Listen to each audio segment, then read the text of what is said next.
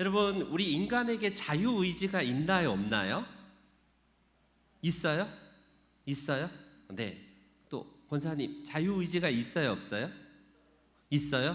그래서 오늘 권사님이 그냥 날도 더운데 그냥 에어컨에서 수박이나 시원하게 그냥 먹으면서 난방에서 그냥 뒹굴뒹굴 하겠다라는 선택을 하실 수 있지만, 또 자유의지로 내가 교회에 오겠다, 내가 하나님의 말씀으로 그리고 기도로서 아뢰겠다라고 해서 내 자유의지로 분명히 교회를 선택하고 이 자리에 참석하신 분이 계실 거예요. 근데 어떤 분이 이렇게 물어봐요. 목사님, 교회가 그러는데, 목사님들이 그러는데 인간에게 자유의지가 없다는데 이거 어떻게 된 건가요? 라고 혼란스러워한다라는 말이 있습니다. 여러분, 어때요? 어떤 분은, 대부분 우리 교인분들은 다 자유의지가 있다라고 하는 편에 대부분 손을 들고 계세요. 근데 또 어떤 부분에서는 자유의지가 없다라고 하는 경우도 교회에서 들을 때가 있습니다.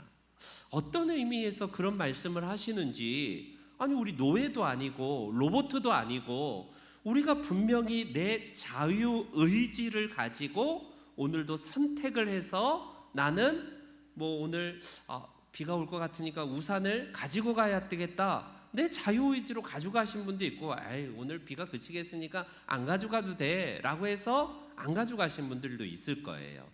예전에 그 코미디 프로그램 가운데 이휘재가 가지고 있던 그 제목이 인생 선택인가 뭐죠? 인생극장. 그래서 그래 결심했어 해갖고 내가 결정한 거에 따라서 A냐 B냐라는 것은 인간이 모두 다 가지고 있는 우리의 선택권에 따라서 나는 이 길로도 갈 수도 있고 이 길로도 갈 수 있다라는 자유의지, 인간의 선택권에 대한 부분들이라고 할 수 있습니다. 그러면 왜 교회가 자유의지가 없다라고 하기도 하고, 또 어떤 면에서는 무슨 소리야, 우리 그 인간이 자유의지가 없으면 그게 사람이야? 그게 로봇이지? 라고 말씀하시고 항변하신 분들도 있습니다. 저는 어렸을 때부터 교회에서 자유의지가 없다라고 들었거든요. 되게 혼란스러웠습니다. 아니 그러면 내가 오늘도 교회 가는 것도 하나님이 예정하셔서 내가 다른 데로 가고 싶은데도 하나님이 내 마음을 조정하셔서 교회로 인도한다는 뜻인가? 한동안 조금 고민을 했습니다. 인간에게는 자유의지가 없다라고 그렇게 성경 공부에서도 가르쳐 주시고 그렇게 교회에서 말씀하시기 때문에 한동안 조금 혼돈이 있었어요. 굉장히 혼란스러웠습니다. 분명히 내 자유의지로 오늘도 짜장을 먹을까 짬뽕을 먹을까, 분명히 나는 짬뽕을 먹고 싶은데 하나님이 혹시 짜장면을 원하시나? 그러면 내가 짜장면을 먹으면 그게 하나님의 뜻인가? 이런 혼란이 있습니다. 여러분, 이런 부분에 대해서 어떻게 여러분들이 받아들이시나요?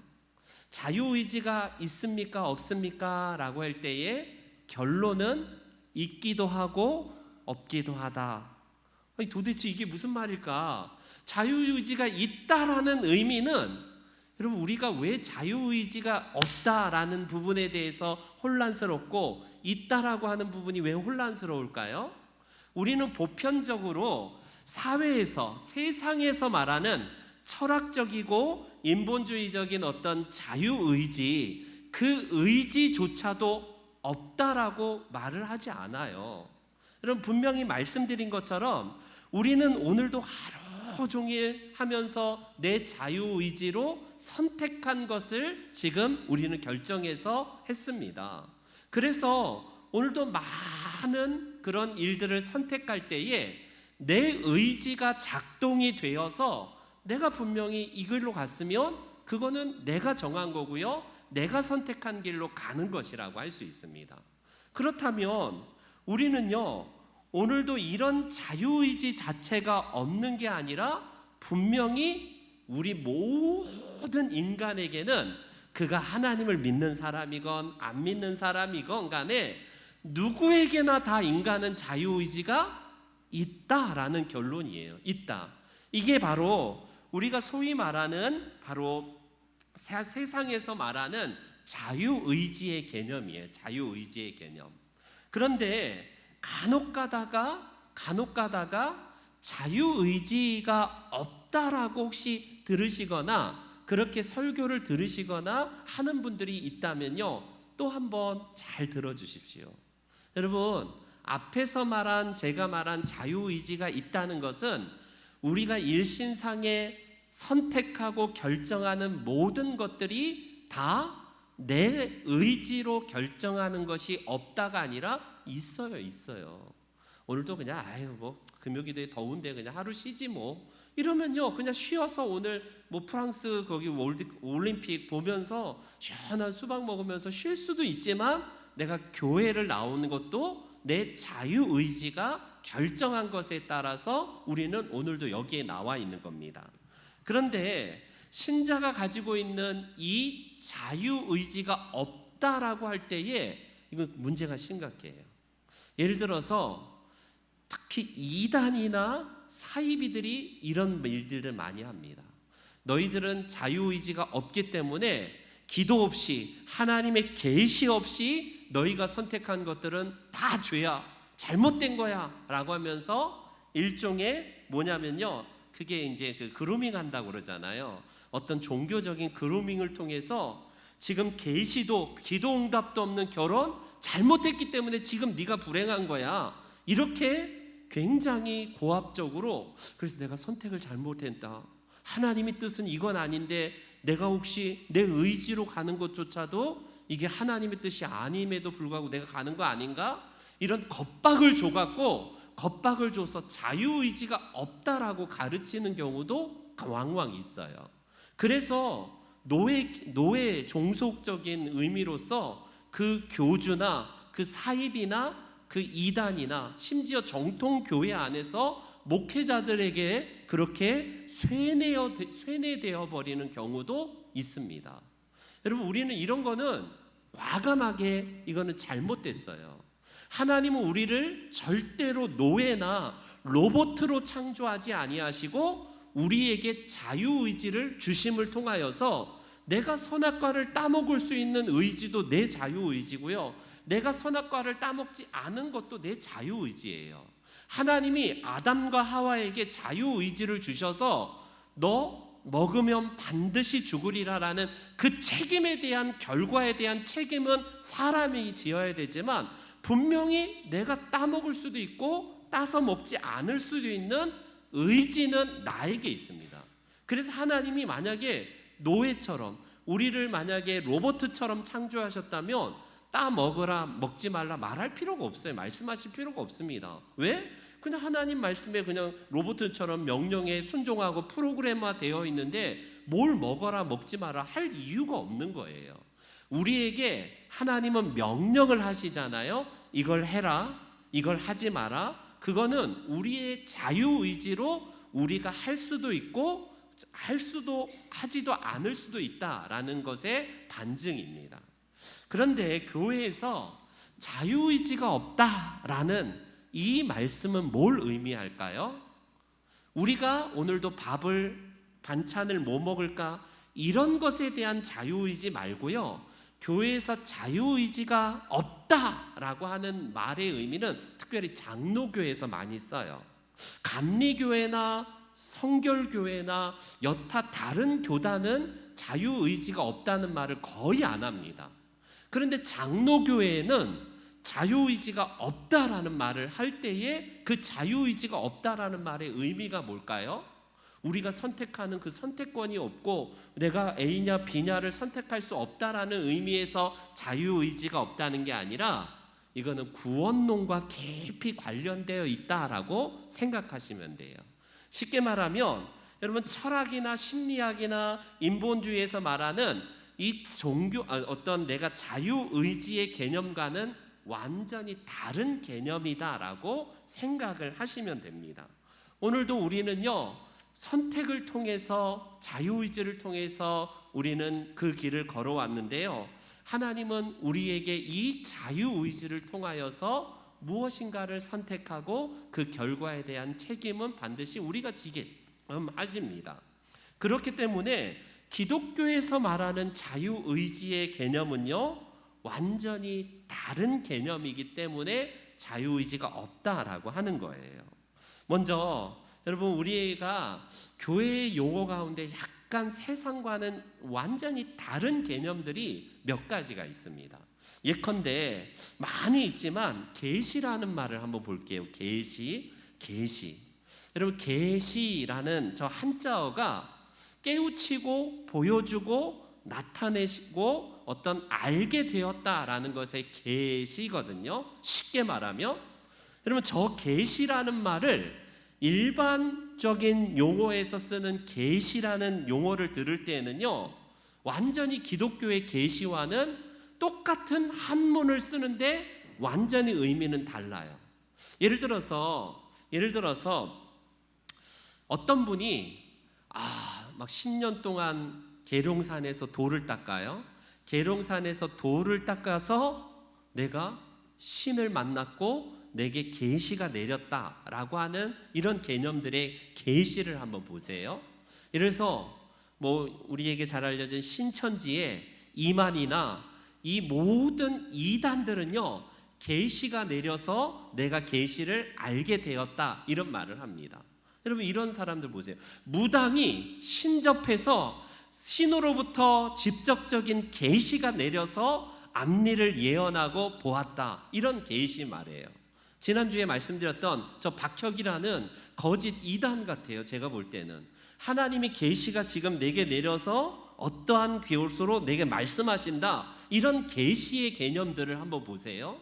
우리나라의 개념, 무당이나 여러 이단들이 사용하는 계시의 개념은 어떠냐면, 나에게 신이 직접 계시를 내려서 깨닫게 하고 신의 개념들을 알게 하신다라는 개념에서의 계시예요. 계시. 이게 일반적으로 사용하는, 세상에서 사용하는 보편적인 계시의 내용입니다. 계시의 내용. 근데 우리 특별히 성경에서 말하는 계시는 뭘까요? 그 성경에서 말하는 계시는 쉽게 말하면요, 하나님의 뜻을 선지자들을 통해서 알려주신 거예요. 더 직접적으로는 하나님께서 직접, 우리가 하나님을 알 수 없기 때문에 그분이 당신을 현현하셔서 우리들에게 나타내 보이신 것을 계시라고 하는 겁니다. 그래서 우리는요, 계시라고 할 때에 하나님께서 지금도 뭔가 현현하셔서 그 사람에게 꿈으로 말하고 직접적으로 귀에다 대고 말하는 이 일반적인 계시가 아니라, 즉 예수 그리스도를 나타내기 위해서 보여주신 것을 계시라고 우리는 말을 합니다. 기독교만이 유일하게 계시를 일반적으로 사용하는, 어떤 신비한 사람이나 영험한 사람이 신의 묵시를 깨닫고 알게 되는 것을 의미하는 그 계시가 아니라, 예수 그리스도를 알려주시고 그분이 특별하게 성경을 통해서 우리에게 예수님을 보여주신 것을 계시라고 해요. 제가 여기 조명이 없으면 글을 못 읽듯이 성령께서 제 마음 가운데 역사하셔서 똑같은 문자화된 이 문자 속에서 하나님은 이런 분이시구나, 예수님을 이런 분으로서 우리 가운데 오셨구나, 그것을 알려주는 것을 계시라고 그러는 거예요. 그래서 완전히 세상의 계시와 기독교 성경의 계시는요, 완전히 다른 개념입니다. 다른 개념이에요. 그런데 그래서 우리가요, 이 계시라는 용어와 더불어서 구속이라는 단어도 또 한번 볼게요. 구속은요, 한자 그대로요, 행동이나 의사의 자유를 제한하거나 속박함. 그래서 뭔가를 못하도록 구속해. 그래서 예를 들어서 누구 정치인 누가 구속당했다, 누가 법적으로 구속을 받았다, 이런 말할 때 구속이잖아요. 저 구속. 근데 기독교의 구속은 뭡니까? 완전히 다른 개념입니다. 반대의 개념이에요. 한문은 완전히 다르죠. 예수 그리스도께서 못 박혀 인류의 죄를 대속하여서 구원한 것을 구속이라고 해요. 그래서 세상에서의 구속과 기독교에서 구속은 물론 한문은 다르지만 완전히 다른 개념이에요. 예정은 어떻습니까? 예정이라는 단어. 예정은 일반적으로 어떤 의미냐면 사전적으로 앞으로 일어날 일이나 해야 할 일을 미리 정하거나 미리 정해줘서 생각하는 것, 그래서 깨닫는 것, 이걸 예정이라고 해요. 근데 기독교의 예정은 같은 한문을 쓰는데 완전히 다른 개념 아니겠습니까? 오늘도 내가 어떤 예정을 보아서 내 앞일이 보여지는 것, 이게 세상에서 말하는 예정이라고 하잖아요. 예정, 예언, 뭐 이런 뜻이잖아요. 근데 우리 기독교는 전혀 그게 아니에요. 우리 가운데 하나님께서는요, 예정하심을 입어라고 말씀하시면서 우리가 하나님의 뜻 가운데 구원받은 것에 있어서 하나님의 전적인 의지가 작용되는 것을 우리는 보편적으로 예정이라고 합니다. 그래서 이 예정이라는 단어를 볼 때에 우리는 분명히 세상적인 어떤 그 운명론, 결정론 다 정해져 있다라는 거거든요. 그래서 예정이라는 뜻은요, 이미 정해져 있는 거예요. 세상은. 이게 보통 세상에서 말하는 결정론, 인과율, 운명론, 숙명론 이런 겁니다.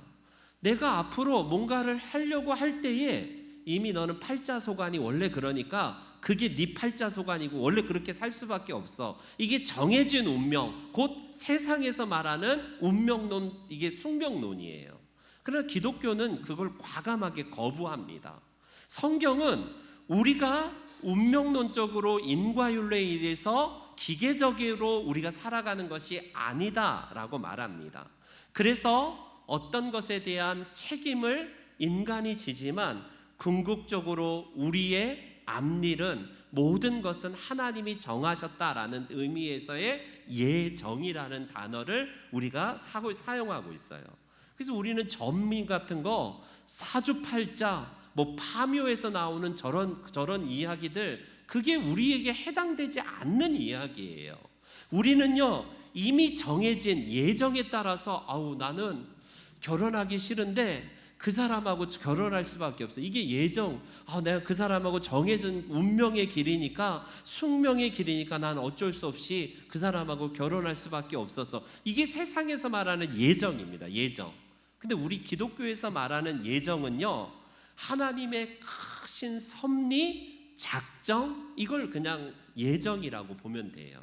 특별히 장로교는 어떤 걸 믿냐면요, 이중 예정을 믿거든요. 이중 예정이라고 하는데, 이게 칼빈의 선생님, 우리의 장로교 칼빈 선생님이 주장한 거예요. 성경을 통해서. 뭐가 이중 예정이냐면, 하나님이 태초에 구원받을 자와 구원받지 못할 자를 미리 예정하셨다. 이게 이중 예정이에요. 그래서 하나님은 강권적으로 사람을, 구원받을 사람과 구원받지 못할 사람을 선택하셨다라는 것이 우리의 장로교의 교리고요. 또 한 명 우리 한번 예지 예정이라고 하는데, 감리교나 성결교에서 주장하는 겁니다. 하나님은 우리를 선택하신 건 맞지만 어떻게 구원받지 못할 사람도 하나님이 선택하시고 그걸 미리 정하셨는가? 그걸 거부합니다. 대신 하나님은 우리를 부르시긴 부르시지만 인간이 내가 거부할 수도 있고 나는 응답할 수도 있고, 이걸 더 강조하는 게 예지 예정이에요. 하나님이 예정하셨다는 것은 똑같이 모든 교단들이 다 믿어요. 감리교 출신도 있고 여기에는 성결교 출신도 있고 순복음 출신도 있는데, 하나님이 우리를 구원하시고 위해서 예정하셨다는 것은 다 믿는데, 뭐에서 차이 나냐면 구원받지 못할 사람도 예정하셨다? 이게 말이나 돼? 이게 이제 감리교에서 말하는 알미니안이라고 하는, 알미니우스거든요. 알미니안 주의는요, 성결교나 감리교단 같은 경우는 그걸 거부합니다. 대신 하나님이 아무리 우리를 전적으로 우리를 선택하셨어도 인간이 응답을 하느냐 마느냐, 그게 훨씬 더 강조되는 게 바로 감리교회와 그리고 성결교회는 이쪽이 또 중점을 둬요. 근데 우리는 인간이 선택을 할 수 있는 게 전혀 없다. 인간의 의지 자체는 내가 손을 내밀어서 오케이 응답할게요, 내가 하나님 믿을게요 라고 손을 내미는 것, 그것조차도 우리 인간은 할 수 없다. 이게 바로 자유의지가 있느냐 없느냐의 개념으로 이제 우리는 결론적으로 보는 거예요. 여러분 어떻습니까?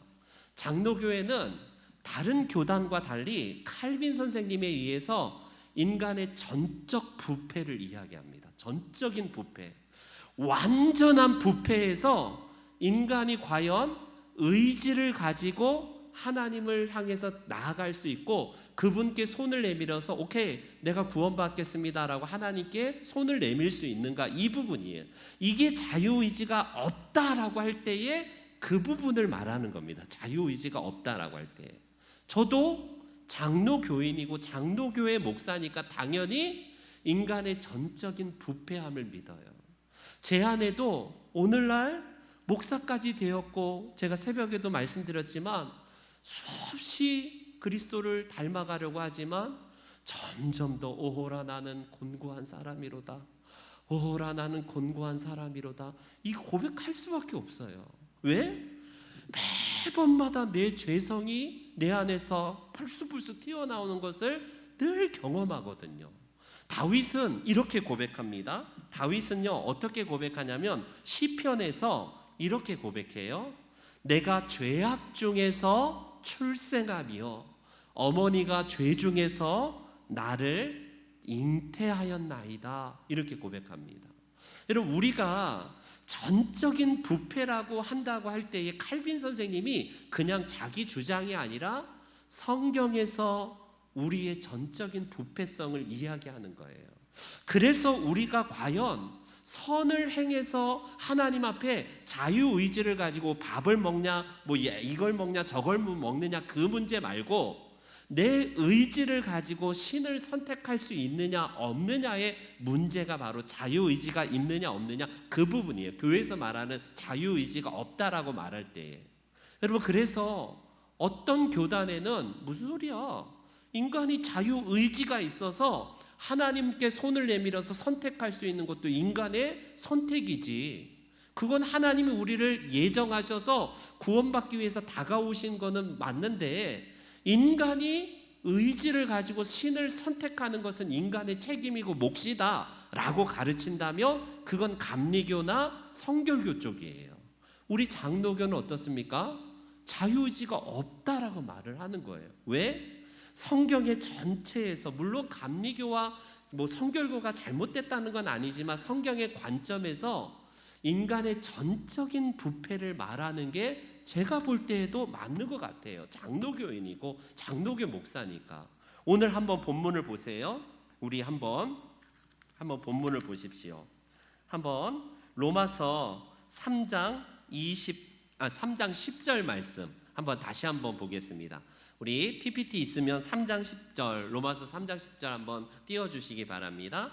같이 한번 읽을게요. 시작. 따로 별도로 했는데 또 3장 그 다음에 10절 말씀, 아니 3장 그 다음 절 한번 읽어보겠습니다. 그 다음에 의인은 없으며 하나도 없다라고 했고요. 모든 사람이 죄를 범하여서 하나님께 영광에 미치지 못한다라고 말씀합니다. 그렇다면 여러분 우리의 인간의 의지가 하나님 앞에 자유의지를 가지고 내가 주님 앞에 나아갈 수 있느냐 없느냐에 대한 전적인 성경의 관점은 우리는 어떻게 보냐면요, 의지가 없어요. 모든 인간이 치우쳐서 하나님을 찾을 수도 없고 찾는 사람도 없다고 성경은 말씀합니다. 사도 바울을 보세요. 그가 로마서에서 7장에서 이렇게 말을 해요. 그의 고백을 보십시오. 그가 이렇게 절절하게 고백합니다. 나는 원하는 것이 선인데 원하지 아니하는 악을 오히려 행하는도다 라고 하면서 탄식하고 있어요. 인간의 본성 자체가 얼마나 타락한 본성이고 죄악된 본성인가를 말하는데 계속해서 로마서 7장 23절과 24절 25절에 보니까 이렇게 고백합니다. 같이 함께 시작.